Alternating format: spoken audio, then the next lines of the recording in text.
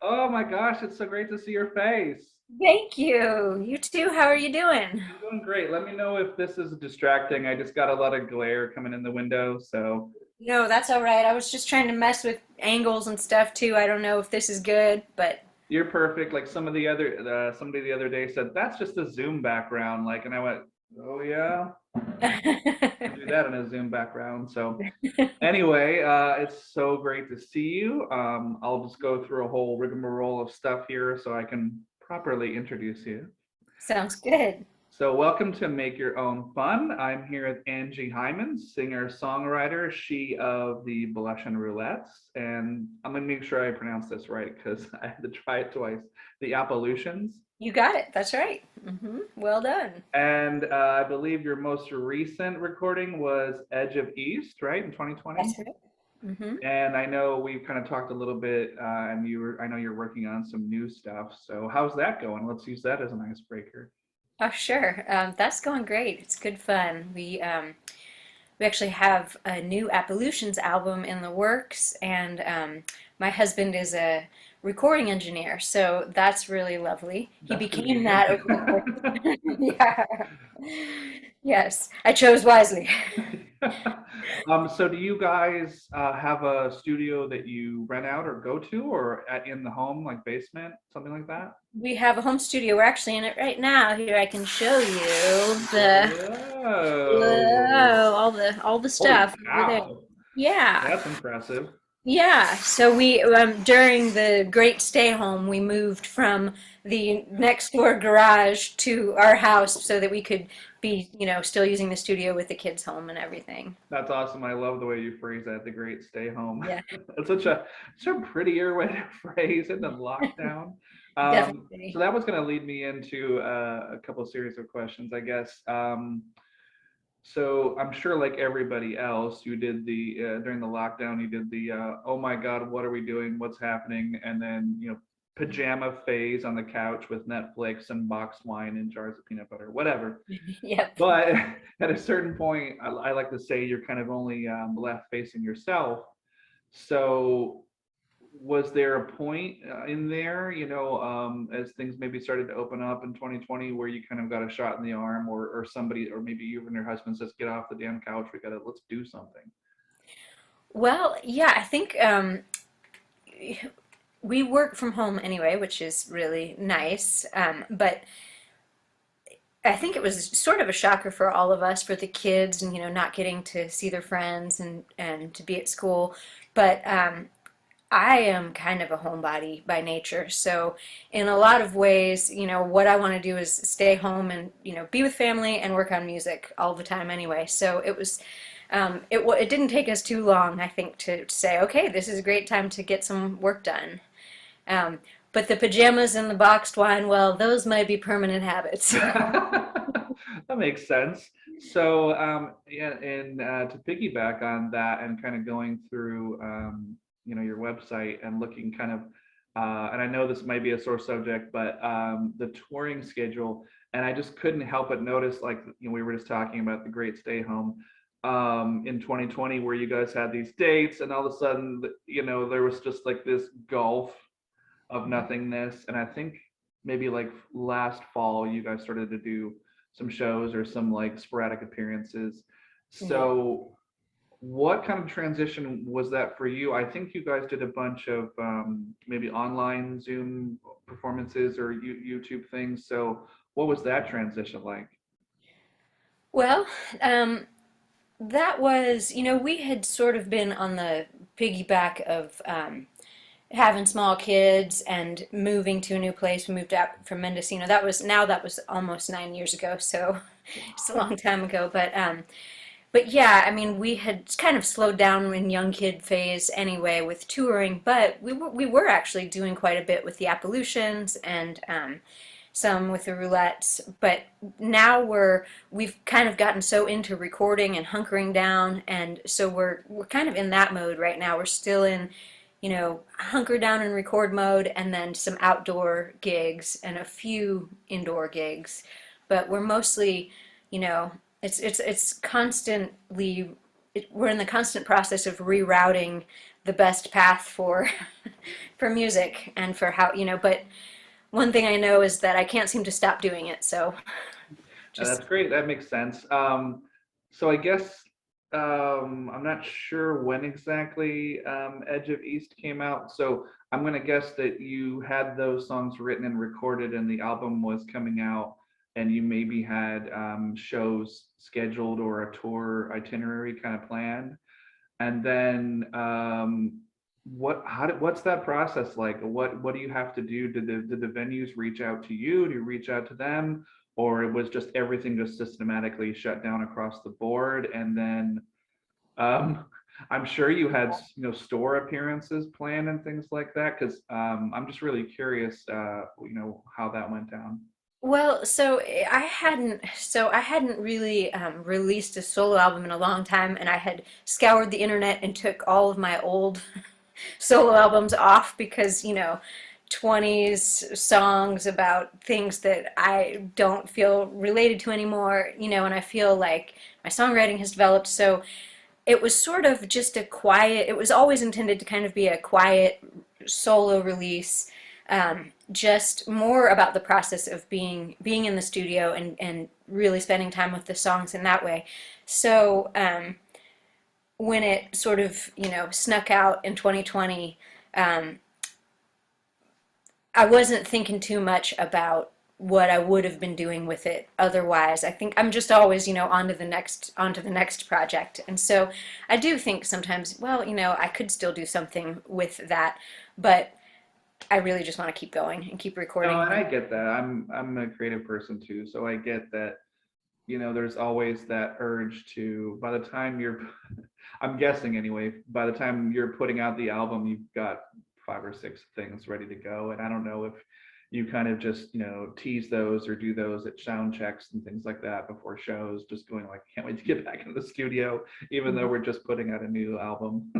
Right. Yeah, that's a big thing for me. I feel like I can't get songs recorded fast enough to keep up with wanting with writing, and I also feel like I need to record them in order to be able to write more. So, um, And since you're married to a musician and a creative person, you probably don't run into this as much as I do, but I've I have a lot of creative friends, like writers, musicians, actors, and there's that thing where someone gets an idea, and I call it the lightning zygote, where you're talking to somebody across the table, could be at home, could be a cafe, and it just lands on you or something, and you get that dumbstruck look on your face, and then the other person's just like, "Oh my God, is it happening? Is he having a stroke? What's going on?"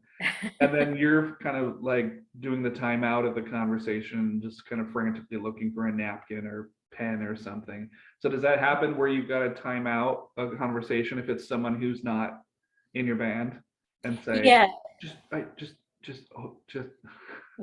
just one moment. Mostly it's with like melody lines and things. So in order to get those down, I have to sing them into my phone. And I'm not, I'm a little bit of a late techie person. So Me too. that's one, one thing I'm really grateful though about the phone and all the technology is to be able to just quickly sketch melodies and ideas. I was kind of happy to see that you didn't have anything on TikTok yet, because for me personally, it's just such a short span of time that it Right, just seems like it's over. So I right. didn't think, well, I don't think your music would really work in that format, but I was going to check it out anyway. So is that Yeah. something you thought about? Like, oh my God, I've got this whole generation of like teenagers that are just, that's how they communicate. Like, how the hell do I get across on that? Is that something you've thought about? Yeah, I mean, I get all kinds of emails from various music services that I'm a part of that are all saying, here's how to break into this TikTok thing. And so I'll start to read those things, and there are so many different things that you could possibly do They that, send you like a tutorial or like a how to? what's that? Did they send you a tutorial or a how Yeah. to? Oh Yeah, my there God. are there are several services that will send different ideas of how to, do different things and when it might be a good idea. And I just read through a lot of those and think, well, file that away for a rainy day when you know, when there's nothing else going on, maybe. But also, I'm not really a TikTok watcher as yet. I It's say as yet hard. because It's tough. I mean, I don't know if I'm just getting older, but like I said, I don't know. I think I have a decent attention span, but it's like it's so fast. To hmm me, it's just a barrage of I'm gonna, get out my walker here, but it sounds like a barrage of like just and then it's just sounds and lights and then it's over. And I thought, oh yeah, I don't know. Maybe I gotta just get on the bandwagon, but it's tough. maybe, yeah. Um, I was kind of curious if I could twist your arm to play an older song. I know we didn't really talk about what you might play, and I know you have some new stuff to play. Is that possible? I'm like, ugh, I don't want to put I you on don't know. the It spot. depends because a lot of my older songs I don't even sing in the same keys anymore, or I don't even sing at all, and so it would take some working. So I'm not sure. I don't want you to have to like get up and grab a different instrument, but I think you do this song with the Evolutions also Ghost Duster. Oh boy. Um, If you have to get up or don't worry about it. It's just I it's know I been, kind of put you on the I spot. have one that is not that song, but that is a little bit in the vein of that song. And I'm glad that you liked that one. If I had known, I could have No, no prepared problem. in Like I said, advance. it was putting you on the spot. But yeah, what were you gonna say? Well, I have one called Sunday Blue Okay. that is also sort of a ponderous cosmic number. Yeah, whatever you feel like. Go ahead and launch into it. Whatever you're All right. comfortable with. Sorry about that. No, no, no. It's my fault. I didn't mean to put you on the spot. Okay.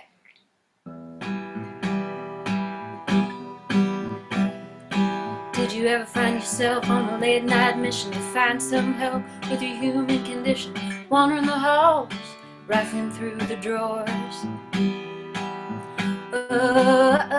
While your lover snores. Did you never know exactly what you might find? Still digging down in the same old mine, feeling the walls till you can see in the dark. And you close your eyes and you hit the mark. Did you ever find yourself in the land of dreams and you suddenly find you can pick the seams and you start to unravel the walls of the tent? And you wanna go even though you won't remember where you went. Did you ever find yourself in the land of dreams and you suddenly find you can pick the seams and you start to unravel the walls of the tent? And you wanna go even though you won't remember where you went. You go anyhow now and again, write down a song with a long gone friend. You know tomorrow the words will seem gone, just bits of the thread, the tune of that song. Might lace you through your Sunday blues, might lace you through your Sunday blues, might love you through your Sunday blues, might love you through your Sunday blues. Wow, that was great. Thanks. Um, so I was thinking about because I've talked to a few people from Kent in the hmm last 6 months, and I don't know if you saw the interview I did with Peter Haru Oh no, with I his have to go. band. They're doing really well, and they just put out their first album, and it just got me thinking about Kent. And I think, God, years ago, and I'm not going to ask you to play the song, but it stuck with me for years and years. And maybe like the first few times I saw you playing out at the different coffee shops and stuff was a song called Haircut. Oh yeah. And I loved it because it had this great kind of Shel Silverstein vibe about it. Uh-huh. And I know that didn't because I actually thought, oh, I saw your album was called Bootlegs and Backslides, and I thought, I wonder if it's on there. But I think that's going back like what 20 something years, so I don't think you Yeah, even play that anymore. But that one I don't, but I still, haven't fully learned my lesson. I still cut my hair. oh, your own hair. Yes.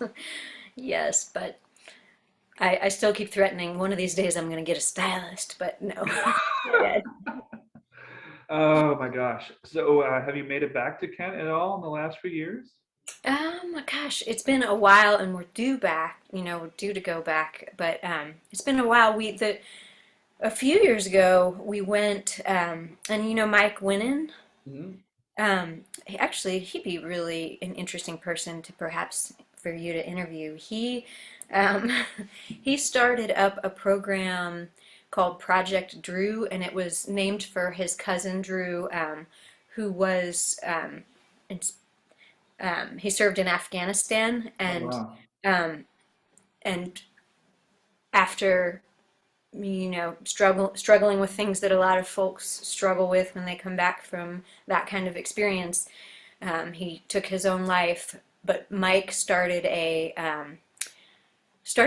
this program with an organization called Music on a Mission that pairs veterans with songwriters. And so with the Appalachians, we went back to Ohio a few years ago, and Jay, who is the other main songwriter for the Appalachians, he and I paired up with a war vet named Dave Sharda and wrote Dave's song, which is a song for him. So that was a little Kent story. It was actually in Avon Lake that they have this old, beautiful, renovated barn where they host all these workshops and concerts. But yeah, that was a That's a recent-ish beautiful story. story.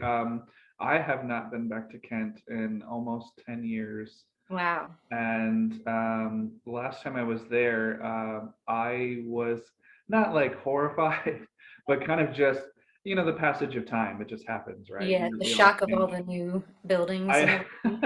I couldn't believe it, and I had a few, friends kind of give me a tour around town, and I was like, they moved the bridge, the Crane Gosh, Avenue Bridge. The library was moved. The Kent stage was a stage again, like it hmm wasn't a movie theater. And something called Acorn Alley, like right out of Harry Potter. I'm right, like, right. what? And this one blew my mind. A five-story parking garage just in the middle of downtown. Like, what is this? Yeah, it's definitely a different vibe. It's For not the little quaint little college town, but I think maybe it's because the college is doing really well. And now right. they have new dorms and things like that on campuses. They have corner markers on the campus and everything like that. So, I mean, it was cool for me. Oh, but the thing that broke my heart, and maybe you heard about this too, was that no more Brady's. It's like a Yes, Starbucks, and then they're going it's to the tear down the Starbucks. building. Oh, are they Oh, now going to tear down the building? My grandfather had a barber shop in the bottom of Brady's, so that's oh. I didn't know that they were going to tear it down. That's Yeah, which is just ridiculous because everywhere you go in a major city or a college town, there's practically a Starbucks across the street from another Starbucks. So right. what's the big deal?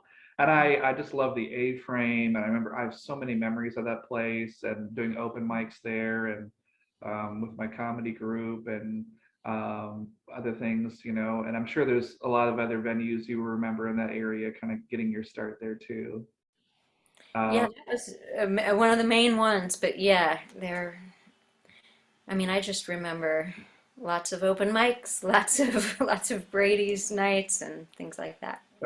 but so I'm kind of curious because I think, like me, you've kind of hopped around the country a little bit. So, what was the impetus from? I don't know. Was it Ohio to California originally? Ohio and then to Georgia for a brief year, and then to California, and then I just pretty much fell in love with California and um, was there for 10 years, and then wanted to be a little bit closer to my family when having kids, and but California still tugs at both my husband and I's heartstrings quite a lot. So I still feel like it's part of my home. No, I get that. And this is the second time I've lived in California. So, I lived in Georgia as well hmm for a while. I lived there for about a year, right outside of Athens, Oh yeah, nice. which was cool. I liked it, but the hard part for me was already having been to California and Uh-huh. been in the just the LA metropolis and being able to walk anywhere and get anything you need versus that kind of rural setting where it was like the middle of nowhere and like being even 5 miles outside, there were just people just randomly walking around in the middle of the night and good old boys doing crazy stuff, shooting like coffee cans at 3 a.m. on a Tuesday. And I'm like, yeah, probably not for me. But Yeah. I mean, everybody's got their something. I kind of felt like too, maybe you noticed this when you were living in Georgia, that the whole northern part of the state was slowly becoming Atlanta. Mhm. Just Atlanta was growing so big. It was, at some point it's all going to be Atlanta. But did you live in the northern part or the southern part? I lived, I think, gosh, I mean, I think I lived in northeast Atlanta, but it was in Atlanta proper. But Lord, that was a long time ago. um, so how did your bands come together? And I guess I should ask this question because you put out a solo album and it sounds like you're going to do, is it another solo album that you're working on? Probably eventually, but right now finishing up an Appalachians album and then also diving into a Roulettes album. That So, was going to be my question because I said, okay, well, if she's got a solo album and it's been 10 years and 12 mhm. years, sorry, whatever it's been, and then, doing no more recording, I'm like, are these bands still together? Yes. Well, so the Roulettes we got together in California, and so there are still we lost two of our band members pretty tragically in the same year, a car accident and a stroke. Oh my But gosh. that was right when we had moved to North Carolina, and we still kind of had our sights set on touring with the band and everything, even though we lived in different places. But that, coupled with having young kids, just sort of halted us for a little while because we had just put out Old Mill Sessions, the third Roulettes album, and we're really happy about it. And then that just put a big dark cloud over us for a little while. And then we still have Kate Stone, who was one of the original Roulettes with me, and Luke Stone, who is Kate's brother, and Kate plays cello, and Luke plays piano. They live in California, and I still hold out that they're in the Roulettes. We also have a new wave of roulettes, and then the nice thing about the name the Blush and Roulettes is that it implies a little bit, or it allows room for fluidity of band members. You never know exactly who you're going to get, and that way it stays open. But this new wave of roulettes is my husband Cass and I, and then um, Jay Brown, who's also in the Appalachians, and then James Brown, who plays drums with Jay's other band, the Lazy Birds, that my husband also plays upright bass in, and then Cynthia McDermott, who plays wonderful mandolin and has a beautiful voice. So that's sort of going to be, the new wave of the roulettes, and then the Appalachians is Jay, who I was mentioning, and his wife Aditi Sethi, who is also an end of life care doctor, and she's at the cusp of sort of this whole different way of viewing death and of um, sort of death doulas as opposed to more institutionalized Okay. um, death. And she's starting she's at the cusp of the movement basically, and so it's really neat to have all of that kind of awareness that she has and that Jay has. And I've written a lot of death songs too, just sort of, Like and you do. that's not what the Appalachians are all about, but it definitely creeps in. Let's get to the death. Yeah. Yeah. That's great. I just really applaud you because it's really hard to focus even on one creative outlet. So that's kind of great. So that kind of begs the question too, in terms of your promotion and also album artwork, do you have a hand in that, or do you guys kind of just farm that out, so to speak, to other artists or local people you know? Yeah, I used to do a lot of the, cover art and everything on my own. But now we like to work with, there's, we have a couple really talented graphic designer friends that that it makes much That more sense helps. to do it. Yeah. That helps a lot. So is there any genre of music that you haven't tried that you kind of want to take a stab at? I mean, obviously, you've probably got mixers and machines and keyboards with funny downloadable sound effects and things at home, but Mhm. maybe you don't want to put that out yet, and you just kind of want to dip your toe in the water. So, do you see the either your solo stuff or maybe like the band style maybe evolving, or do you feel like, nope, this is our niche, this is our home, this is what we're going to stick with?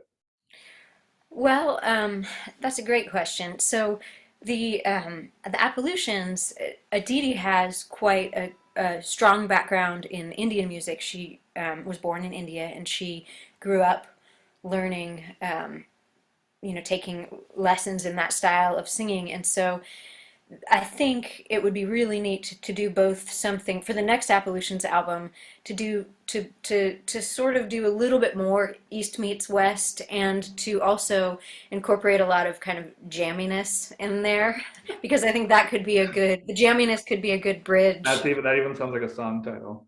Right, right. Yes. But that's great. I always ask that for people because I always think that especially during the great stay home, Mhm. that if that wasn't the time to just discover more about yourself and experiment, I don't know when you're going to get that kind of free time. So, Right. do you feel like playing another song? Sure. This We one's got a sort lot of of time, so whatever all you feel right. like playing. Okay. This is called Bright Hills and Dark Mountains.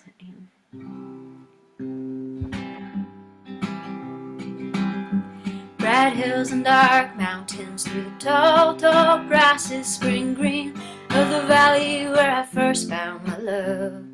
Riding down the northern path, lit up with laughter, mud on his gloves. Roll away, they roll away, the days like clouds sailing across the sky. Can you feel it how a whisper of breath changes the wind, just like you and I? Bright hills and dark mountains through the tall, tall grasses, slant of the sun as it leans to the land. Have you known mountains beyond these mountains? Have you seen worlds past the reach of your hand? Roll away, they roll away, the days like clouds sailing across the sky. Can you feel it how a whisper of breath changes the wind, just like you and I? Bright hills and dark mountains through the tall, tall grasses, slant of the sun as it leans to the land. Have you known mountains beyond these mountains? Have you seen worlds past the reach of your hands? Roll away, they roll away, the days like clouds sailing across the sky. Can you feel it how a whisper of breath changes the wind, just like you and I? Ghosts in the grasses, wind leaves a trace, the story of souls who have crossed in this place. Is it a wonder that those who have been here have felt the beyond, beyond time and space? Roll away, they roll away, the days like clouds sailing across the sky. Can you feel it how a whisper of breath changes the wind, just like you and I? Woohoo! All right, thank you. That was gorgeous. Sure. Thank you. So let me ask you this. I was just thinking, do you remember or do you still have the first guitar that you ever were gifted or bought? No, but I do remember the first guitar that I was ever gifted. It was from my grandparents, and I think they had it. I think, one of my aunts or uncles had it, or my dad. It might have even, I don't think it was my dad's, but they had it for some reason sitting around, and they gave it to me, and it was a Conn guitar, Conn, and I believe they make trumpets and things like that mostly. But Okay. it was a giant guitar, a giant acoustic guitar, but it was really nice for a starter guitar. But I remember they gave it to me, and somehow I forgot to say thank you. And I don't know if it was that they gave it to me for Christmas and that we were, all opening presents, and but I remember they mentioned that to my parents, and I felt so bad about Oh it because God, that's just so not your what I. daughter. No, I mean they it wasn't in a, you know, but I can't. I just remember that's what makes me mostly remember it. Oh my God, what a memory. Yeah. Did it have nylon strings? Do you remember what kind of? No, it had steel strings. Oh, okay, very cool. Do you remember the first guitar or instrument that you yourself purchased, or do you still have that?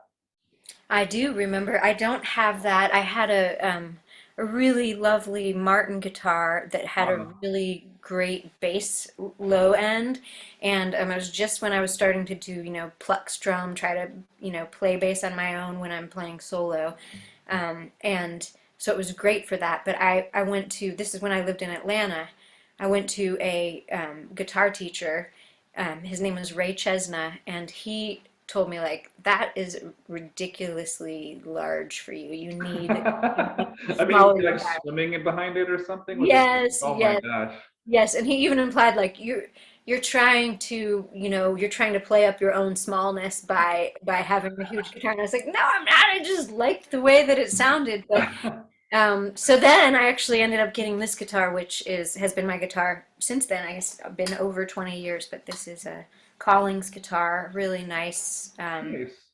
beat up, smudgy old guitar now, but No, mine's pretty much the same. I still have an acoustic Yamaha that I strum every once in a while, but it's just funny how you remember like the first instrument you were gifted or that you got. So, did you start out taking lessons? Because I know you've been, taking things as you go, but when you were younger, like a teenager or older, were you, I can't imagine you just picked it up and started doing virtuosic things right away. yeah, So. still not doing those, but the virtuosic things. But Not um, playing behind the head and all that. So, right. Toes, playing with my toes. Yeah. Um, well, I took some lessons at Woodsy's upstairs. me too. Me too. Yeah, but I wasn't very, I kind of had the like, I was more interested in just like discovering things on my own, and thought that, I definitely learned some things back then, but then it wasn't until I was maybe in my 20s and then started to delve a little bit into theory. And then I had taken piano lessons as a kid, and I was so amazed when I realized, oh my gosh, you can play chords on the piano the same way you can on the guitar. So you can follow, guitar chord printouts and just find the chords on the piano and do a lot of really interesting things. So that's another avenue that I've been enjoying exploring a little bit. That's what I hear a lot too. I hear a lot basically people saying that if you can play piano, you can show anybody else playing any other instrument melody or a chord structure. Whereas if somebody is playing a horn, it's really hard for them to go like, well, I don't play guitar. What I mean, I know what it sounds like, but it's really hard to just. And then you're like, oh yeah, and then you're doing this voicing, and they're like, what? Right, right. I have a memory of, gosh, Woodsies of taking guitar lessons there, and I cannot remember the guy's name that I had for a teacher for a while, I but had Eric Noden for a while. I don't know if that was who you had, but maybe he was I good. don't. This was God back in the 90s. Hmm. But I remember he always would say, well, I was just, going through chord structures and things, and then, hitting a wall, coming to like a bridge or a solo. And he was saying things like, you don't have to be like Eddie Van, he'd hold the guitar like it's like Eddie Van Halen on the guitar, but you just need to know that a lot of it stems from Pop Goes the Weasel. I'm like, I don't really hear Pop Goes the Weasel, like melody line on the solos. He's like, it works for me. I'm like, maybe yeah, I don't know if this is working out. Right. I wonder if he was, because I once had actually one of my great friends and mentors. This is Buddy Stubbs. That was his like stage name. Garth Beckington is his real name, but he was one of the Blush and Roulettes that passed on, and he was also in a bunch of other great projects. But he told me once that just learning Happy Birthday has a lot of the melody of the intervals, and that if you learn that in all the keys, that you'll be off to a good start. So I wonder if that's what the Pop Goes the Weasel thing was also about, was about Maybe. intervals and hearing how I think jumps. he just liked Eddie Van Halen and Pop Goes the Weasel. But and yeah, I'm sure you've run into this too, where you have friends that are kind of like in our age group now that have kind of picked up an instrument, and it's so much harder when you've got so many more distractions in your life to just learn something new and stick with it and rehearse and practice. And I had this friend, and she was like, I'm so fed up with trying to learn the guitar, and I don't want to be playing, sitting on my balcony and playing Mary Had a Little Lamb and hear titters from teenagers and stuff. It's like, I just want to play songs that I know, but there are no simple songs that I know. And so I said, all right, I can help you out. Can you play a G chord? And she said, Mhm. well, yeah. I said, okay. Can you play an A chord? And she said, yes, because I'm on the phone saying this. And so she plays a G and an A, and I said, okay, can you play G, G, A? And then she's like, yeah. All right, congratulations, you just learned Jane Says. Go have fun. And she was like, what? Fine.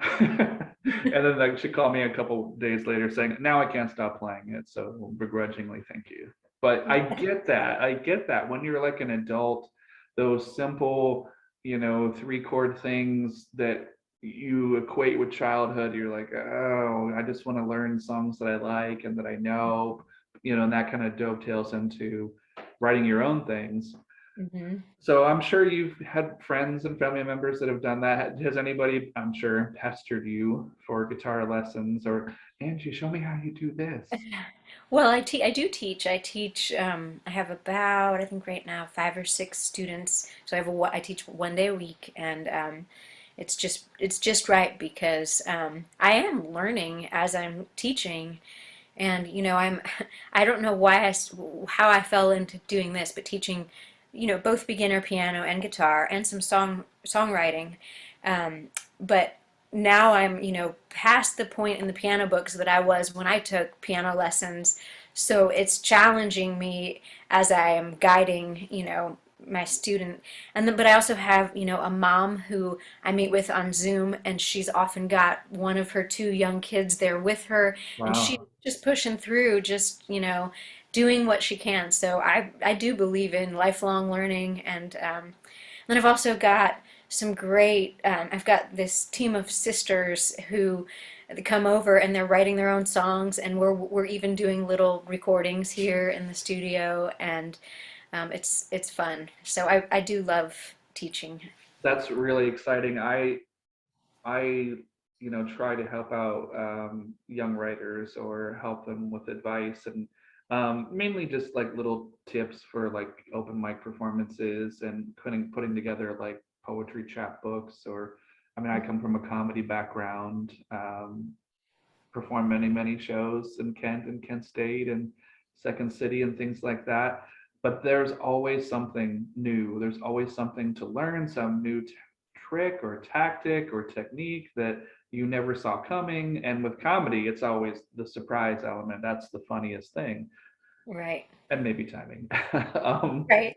but so take me back to that first kind of performance, or maybe was there something that you heard or you saw a live performance where not just as listening in the car on the radio, but something that you had just a strong connection with that you thought, I like that and I want to do that? I remember listening to this Edie Brickell tape that I had bought at a I think I bought it at a record store in Florida when I was vacationing there with my family, and I liked the cover art, and that was the only reason that I bought it. And then I loved it, and so I loved that sort of like blending the acoustic stuff with the dreamier, jammy kind of stuff. But I feel like it's still just starting to, rear its head a little bit in the stuff that we're doing in the studio, that more jammy stuff. And part of that is due to like being around some really amazing musicians that are really good at that kind of thing. Yeah, that helps. That helps. So, yeah, so you've done live performance, you've done recording. Have you ever thought about doing any kind of expanded music work, as in not just like a song for soundtracks, but maybe like a score or even something for the stage? Yeah, I have thought about that. I would love to do that. And I kind of have groupings of songs that I think would be good, and almost like several different journal entries of ways to sort of form a narrative around them. But that's as far as it's gotten so far. But I would really like to do that. I'd love to write a musical or a musical that's centered around kind of folk music, and have it be like a standalone album, but then there's also this other part of it. So I always want to think, when I say I hesitate to say musical because of all the possible things it could conjure up, but I mean, we all can't be Lin-Manuel Miranda, but I mean, I don't yeah. know if that guy even sleeps. I think he just, Right. ah, my God. We've got Encanto right now, playing constantly through in the house. Yeah, I have a preteen, so it's kind of like she's trying to say that she's a little too cool for it, but then like I'll come in the living room and it's on YouTube, or she's watching Disney Hmm. Plus again, watching it. So you can't escape a catchy song, Right. Um, but so okay, so you've thought about the musical stuff. Have you thought about, or maybe someone's already approached you about writing for other people? Like if someone you've been on tour with so many other groups and played festivals and things like that. So as I mean, when he said, well, maybe we can write together or just see how it goes. Yeah, I mean, I love writing, and I love the idea of writing for someone else because in some ways it could free me up in a certain way of thinking, okay, these words won't be necessarily coming out of my mouth, but I think they could be relatable, to someone else. Yeah, and I do love.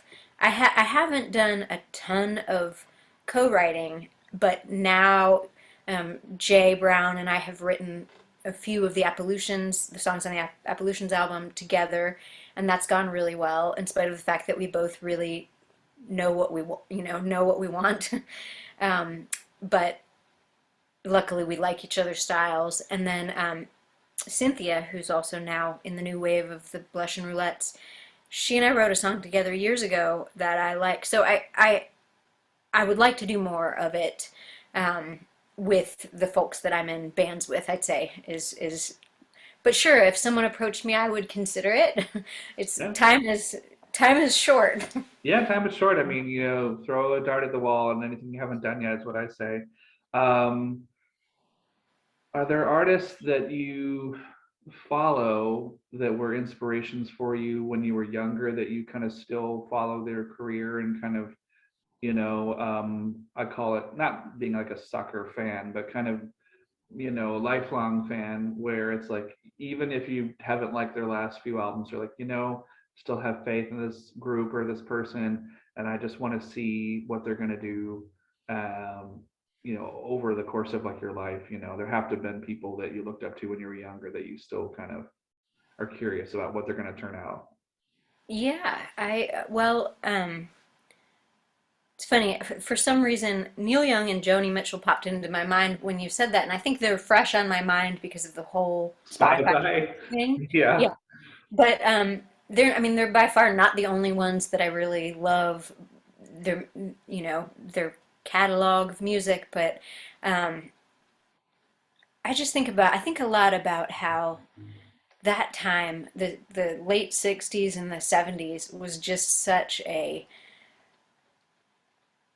connected time for music with the rest of the world. And music almost had such it was so much part of, it seems like more of a common soundtrack than it is now. Now there are so many choices and so many options and so many places to find them that I feel like there's less of a collective influence from music, and also maybe less of a collective conversation between what's going on, a back and forth between what's going on in the world and music. I think people are certainly responding to what's going on in the world in their music, but it's not like everybody hears a song and it kind of shifts the way things go. I don't know. Do you No, think? no, I know exactly what you mean, and I'll even take it a step further and say that you and I are of the generation where we might not have strong memories of it,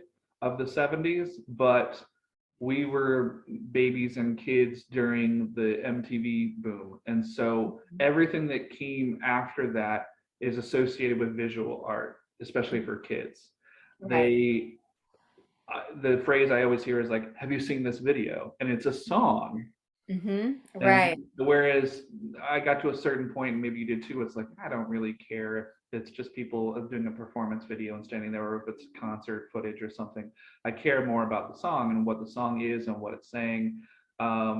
And one artist who I kind of got away from for a while, and then I had to do like a deep dive back into his recent stuff, was Elvis Costello. Because I Uh-huh. really, when I was younger, angry young man or whatever, and like the more like punchier, punkier 70s stuff, and then Mm-hmm. got away from it for a while. And then like stuff he's done in the last 10 years, I've gone back and looked at it and gone like, oh my God, like I didn't know he made an album with the Roots, and there's all this stuff with Burt Bacharach, and like holy cow, he's another guy like pretty sure doesn't sleep. Uh-huh. Just keeps putting that stuff out. That's But great. I mean, and bands and singers, they ebb and flow and they go through these different phases. I'm wearing a Radiohead shirt, but I personally haven't really liked the last two albums because I mean, I like Johnny Greenwood, but I feel like a lot of it's more like I'm Johnny Greenwood and this sounds like the scores to the movies I'm making with Paul Thomas Anderson. And like, I kind of miss his guitar playing. Uh, Huh. it's just me personally. They don't need me as a fan. They're doing quite well, thank you. Right, right. And you too, and any of those other bigger bands, some at a certain point, I think a lot of groups that are around for a while maybe kind of start imitating their imitators a little bit, Hmm. and then Interesting. something will jar and they'll sound like something else. But well, I'd like to hear another song if you've got another one you think you might want to play. Gosh, I wasn't even thinking of another one. Sorry, I just No. Lady, if you put down that apple, would it be any different? Would he never have known? Really, would he never have seen you the way that he saw you, the way that you shone? Now there's a bed that you bake every day in that old kitchen sink. Now there's a map sinking into the lands of your fate, and it all happened in a blink. Lady, if you'd put down that apple, would it be any different? Would he never have seen? If you'd been more tame and wild, if that had been your style, could this ever have been? Now there's a bed that you you bare every day in that old kitchen sink. Now there's a map sinking down to the lines of your face, and it all happened in a blink. Blink of an eye will be summer. Blink of an eye will be fall. Blink of an eye will be clean and white. Then back to spring like it is tonight. Lady, if you'd put down that apple, would it be any different? Would he never have tried? Really, would he never have seen you the way that he sees you, the way that you shine? Now there's a bag that you bear every day in that old kitchen sink. Now there's a map sinking down to the lines of your face, and it all happened in a blink. Blink of an eye will be summer. Blink of an eye will be fall. Blink of an eye will be clean and white. And back to spring like it is tonight. Nice. Woohoo. Thanks. Thanks for doing that. I know it was kind of an effort to go grab the banjo. No problem. So I wanted to kind of give you a minute here to maybe reach out. This maybe you can address this to your students or whoever you like, but to any kind of young people that might be struggling or learning or picking up an instrument for the first time, kind of some advice and maybe some pitfalls to look out for if they're looking to do, open mics and performing their own work for the first time. Mm-hmm. Well, I mean, mostly just keep on keeping on because it's a lovely road if it's something that you love, and also just keep it to what you love. Figure out ways to practice little bits of things here and there rather than dreading a long big practice if that's what if that's how your mind works. Keep it to songs that you love playing, and if you're taking music lessons and if you're playing things, maybe you have a lesson book that you may or may not feel connected with the songs in that lesson book. I'd say seek out things on your own. Seek out supplementary things that you love, because I think that's what's going to just really keep you going and practicing. That's so true. It's so true. And you might even be in a situation where um, you might think that you only have the one or two outlets. When I was living in Georgia, I had a coworker who, for the longest time, was, I guess they were let me think about this, a King Crimson cover band. And I would joke with him, and I was so sincere about it, but I just said, man, I don't really know how you would go about promoting that or to play. I mean, maybe you do some original songs. And he was just like, well, I really like. I'm like, hey, if you really like it, and that's your thing, that's great. And then I heard a couple of years later that he kind of left the band, and now he's in like a Dixieland jazz group that of writing original songs. So it's just one of those things where he probably only thought that like that friend group or that circle that musicians that he could literally walk to or talk to, that's all you have. But there's always something else. Right, absolutely. Yes. Road um, can be long and winding. that it is. So I can't believe it's been almost an hour, but I wanted to give you a little platform here to kind of plug websites and your social media and your YouTube, wherever people can find your work.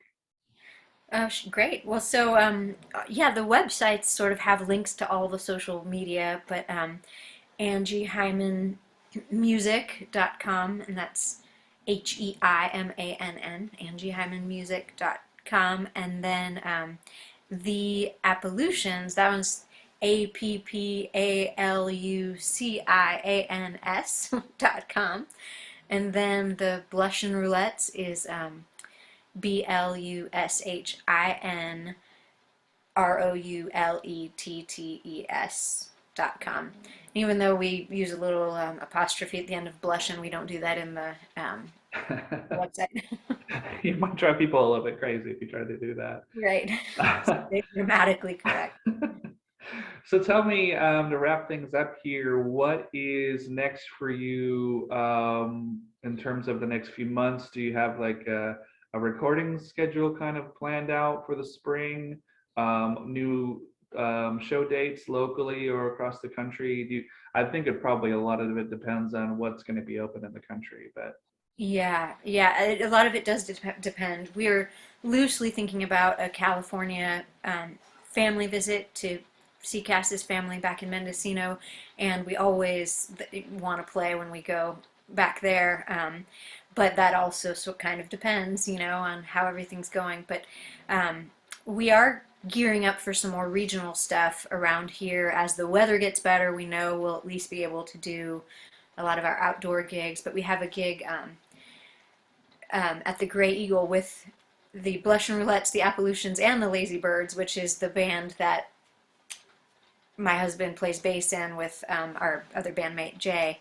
And so that's coming up. I'm thinking about it. I'm like, so you're opening for yourself? Exactly. I mean, is that literally like a 3 hour day for you, or how does that work? What's Is that? it is it like back to back to back, or there's going to be interspersed groups of singers? It'll be probably, I'm guessing the Appolutions will go first because we're the most mellow, and then I'm not sure what we'll do from there. But that'll be fun because it'll be kind of the first live gig with the new incarnation of the Roulettes, Oh, which okay, cool. yeah, which is going to have a little bit of a new sound because Cynthia brings a lot of cool jazzy stuff to the table, and yeah, So so but that is like a 3 hour gig for you, like yourself being on stage for all three of the groups back probably to it'll back to only back? be on two, but Cass and Jay will be on all three, and so I think it'll be fun. And um, most gigs that we do probably won't be like that, where we have just the three, seven singing people rotating up in the I'm just band like, that's a workout. That's incredible. That's a long night. all night. Well, yeah, I think it's going to be fun, and we're also going to start short. I think sometime around March we're going to start Wednesday night live streams with the Roulettes. Oh, cool. Uh, Very which cool. is, yeah, I think that'll be pretty fun. We're spending these Wednesdays here just kind of gearing up for that and for the shows that we have coming up. But that should be good fun. So let me ask you as one of the last questions here. What is your favorite type of gig in terms of small coffee house or a club? Or a small outdoor stage is what it sounds like you were talking about for that show, or festival where you're playing to possibly not even your own fans, but you might get some new fresh ears to hear your stuff. Yeah, well, festivals are really fun, and they're something that we're sort of trying to do more of. But I also love intimate songwriter sort of listening settings. So my two favorite things are either like intimate songwriter listening rooms, or even if it's a bigger space, but with where people are there for the music. That's really fun because you can really connect with stories in between songs, and when the crowd's really with you, that makes it fun. But also on the total flip side, I love drunken barroom gigs and and like things where the whole band can kind of let loose a little bit, and when there's covers mixed in, it's just fun when um, that level is fun too, kind of Well, getting that into begs the more question, level. have you, and because it's happened to me, it's happened to every performer that's performed on a stage. When it comes to hecklers, Uh-huh. has that happened where they've either yelled out stuff or you've had to address somebody or somebody being pulled out of this? I mean, because small packed rooms and alcohol usually is what Right. happens. Well, no, but the most rock and roll story I have is that that traveled with the circus and she ended up getting in a fight and punching someone in the nose that night. So And that, I'm sorry, but like your music is just not like the rowdy fisticuffs kind of stuff that I so tuned into. we have a side, we have a part, with the roulette side, we have a little bit more of Feistiness, I guess. yeah, yeah. And when we have drums and bass, it sort of The energy comes takes up. you through Yeah. different, yeah. One of my favorite stories, and this was just a couple years ago, it's not even something that happened to me, somebody who you know quite well of his music. This had to be maybe just 2 or 3 years ago before the lockdown. I think it was in California, maybe Northern California. Bob Dylan was doing a show, and he's a guy that will not talk to the audience. He will not. Maybe I don't know if he even does band introductions. I think now he just kind of sits at his keyboard with Uh-huh. his like old man Western hat just kind of pulled down, and they do their short set with different melodies and like guess the chorus kids or something like that. But he did a show, I guess it was just a really slow kind of plaintive ballad they were playing, and there was just this guy, and he was just belligerent, and he was just yelling for them. And this is such a joke because we've all heard this joke our whole lives: play some Skinner, play Right. Leonard Skinner, play some Skinner. Have you heard this story? Oh yeah. Oh no, I haven't heard the story. So they finished the song, and then I guess Dylan got up and he like picked up a guitar, and he turned around and literally just said to the guys, "Fuck it," and they played Freebird Oh my gosh. all the That way through, and then the guy was just sat down, and then he just shut the hell up, and people around him were just like, "Do you know him?" And he's like, "No, I." And so that's probably on YouTube, I'm sure, because it's just a few years ago. But that is so not even his style of music. I thought right. that was great. I mean, it's kind of like the James Brown thing. If when James Brown was alive, if you were going to play with James Brown, you had to be able to do like every genre of music, be on, James Brown would conduct certain musical moments with his dancing and his body. So it was like, you can't play Tangled Up in Blue in a different key in waltz time or something, you're out of the band. So I just thought that was a great story where of all the people to yell that stupid cliche to, and then have Right. him go like, And all right, that is a a guy great that has like 500 songs and could play anything right. I mean, he's probably got thousands of songs, right?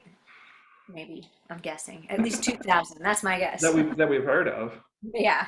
Yeah. But I guess we'll wrap it up here. I'll leave it up to you. If you feel like playing another song to play us out, great. If not, I'm not going to twist your arm. I know you've got the banjo in your hand. So, I do have the banjo in my hands. Okay, this one's called Old Time Song. okay.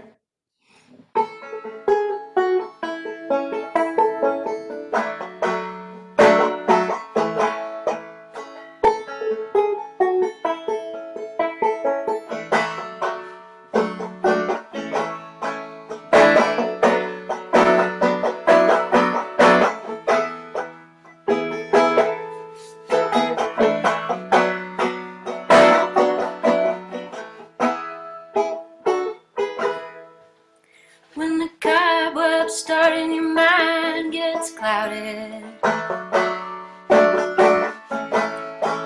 and your old dang life feels way too crowded,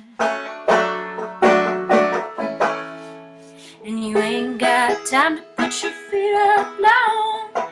Well, honey, I'll meet you in an old time song. When the words won't come except with jagged edges, and your mind's gone wandering again out in the edges.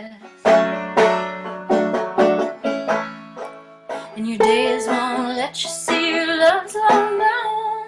But oh, honey, I'll meet you in an old time song. I'll meet you in an old time song where the river runs over the rocks in the meadow. I'll meet you in an old time song with the stars on bass and crickets on fiddle. And you wait out there where that river been flowing our whole lives long. Honey, I'll meet you in an old time song.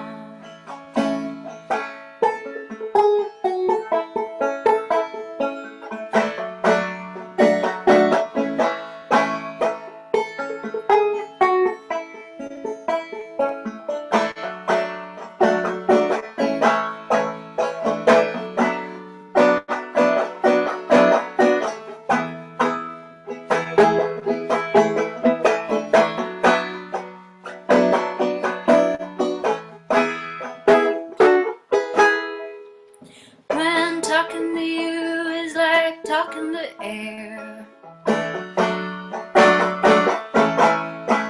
but I know somehow you're still there. I'll find you where the frets are strong, honey, I'll meet you in an old time song. I'll meet you in an old time song where the river runs over the rocks in the middle. I'll meet you in an old time song with the stars on bass and crickets on fiddle. And you wait out there where that river been flowing our whole life long. Honey, I'll meet you in an old time song. When the whole of the world loosens up her grip, and you hand in your ticket and board that ship, and you wave from the deck as you love and roll. Honey, I'll meet you in an old time song. I'll meet you in an old time song where the river runs over the rocks in the meadow.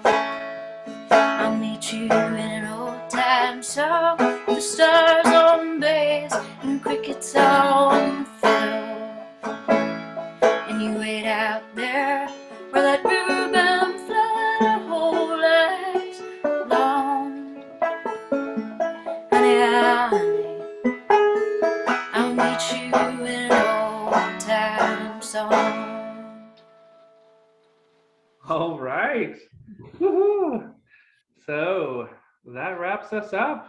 So thank you so much for being on the show. You're welcome. Thanks for having me. No problem. I definitely would love to have you on, whenever you guys, have the album ready to go. Not a problem. We'll make it work for you. Thank you. And I'll just say, have a great weekend. Thank you. You too. Okay. Bye now. Bye-bye.